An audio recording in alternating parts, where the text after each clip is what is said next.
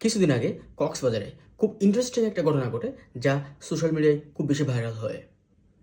কক্সবাজার জেলার উকি উপজেলাধীন মরিচ্চা একটা পেট্রোল পাম্পে একজন ব্যক্তি তার খাড় নিয়ে তেল নেওয়ার জন্য যান।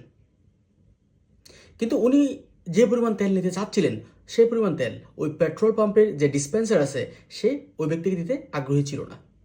এতে করে ওনাদের মধ্যে বাকবিতণ্ডা হয়, রাগারাগি হয়, এবং যিনি কারের মালিক উনি রাগ নিয়ন্ত্রণে রাখতে না পেরে শেষ পর্যন্ত ওনার গাড়িতে যে লাইসেন্সকৃত বন্দুক ছিল সেটা নিয়ে ওই পেট্রোল পাম্পের যিনি ম্যানেজার আছেন তাকে আক্রমণ করতে যান। আজকে আমরা এই ঘটনাটার আইনি বিশ্লেষণ করব বিভিন্ন আইন এবং ধারা ইত্যাদি দিয়ে। বিশ্লেষণের সুবিধার্থে ঘটনাটাকে আমরা দুটি অংশে ভাগ করব। প্রথম অংশ হচ্ছে ওই লোকের একটা লাইসেন্সকৃত বন্দুক ছিল যেটা নিয়ে উনি অন্য ব্যক্তিকে ভয় দেখিয়েছেন, আর দ্বিতীয় অংশ হলো ওই ব্যক্তি তার লাইসেন্সকৃত বন্দুক নিয়ে অন্য ব্যক্তিকে হত্যা করার চেষ্টা করেন। এবার তাহলে আমরা প্রথম অংশটা বিশ্লেষণ করব। বাংলাদেশে আগ্নেয়াস্ত্রের লাইসেন্স দেওয়া হয় আগ্নেয়াস্ত্র লাইসেন্স প্রদান, নবায়ন ও ব্যবহার নীতিমালা 2016 আলোকে। এই আইনের 25 ক ধারায় উল্লেখ রয়েছে কোনো ব্যক্তি তার লাইসেন্সকৃত অস্ত্র শুধুমাত্র আত্মরক্ষার কাজে ব্যবহার করতে পারবে এবং লাইসেন্সকৃত অস্ত্র দিয়ে কাউকে কোনো ভয়ভীতি দেখাতে পারবে না বা উত্ত্যক্ত করতে পারবে না। একই সাথে বিধি 25-এর জ উপবিধিতে উল্লেখ রয়েছে কেউ যদি বিধি 25-এর ক উপবিধি ভঙ্গ করেন তবে তার লাইসেন্স বাতিল হবে। অর্থাৎ কেউ যদি তার লাইসেন্সকৃত অস্ত্র দিয়ে কাউকে ভয় দেখায়, উত্ত্যক্ত করে বা মারতে চেষ্টা করে বা বেআইনিভাবে ব্যবহার করে তাহলে তার লাইসেন্স বাতিল হবে।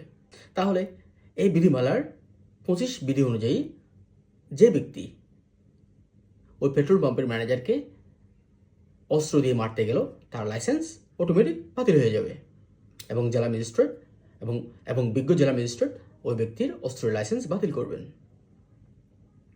এখন শুধু অস্ত্রের লাইসেন্স বাতিল করলে তো হবে না, উনি যে বেআইনিভাবে অস্ত্রটা লাইসেন্সকৃত অস্ত্রটা প্রদর্শন করছেন তার শাস্তি কী হবে? ওই শাস্তির কথা উল্লেখ আছে অস্ত্র আইন 1878-এর 21 ধারায়। এই ধারা মতে কেউ যদি অস্ত্র লাইসেন্সের নিয়ম ভঙ্গ করেন তবে তার 6 মাস পর্যন্ত কারাদণ্ড হতে পারে, একই সাথে অর্থদণ্ড।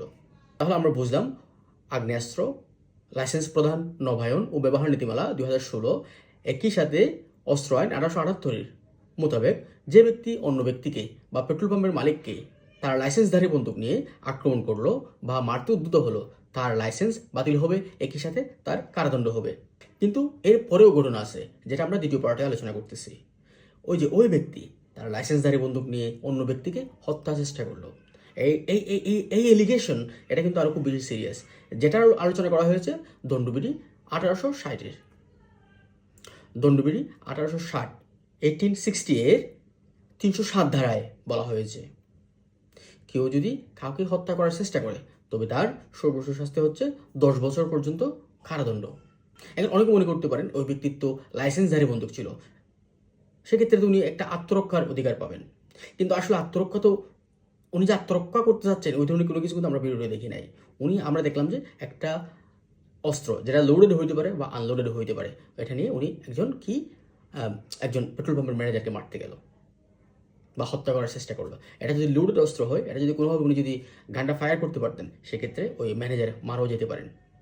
সেক্ষেত্রে মোস্ট সিরিয়াস এলিগেশনটা হচ্ছে ওনার হত্যা চেষ্টা, যেটা দণ্ডবিধি 1860-এর 307 ধারা মোতাবেক সর্বোচ্চ 10 বছর পর্যন্ত কারাদণ্ড। আমরা শান্তিপ্রিয় মানুষ, আইন জানুন, শান্ত থাকুন এবং আইন কখনোই নিজের হাতে তুলে নেবেন না।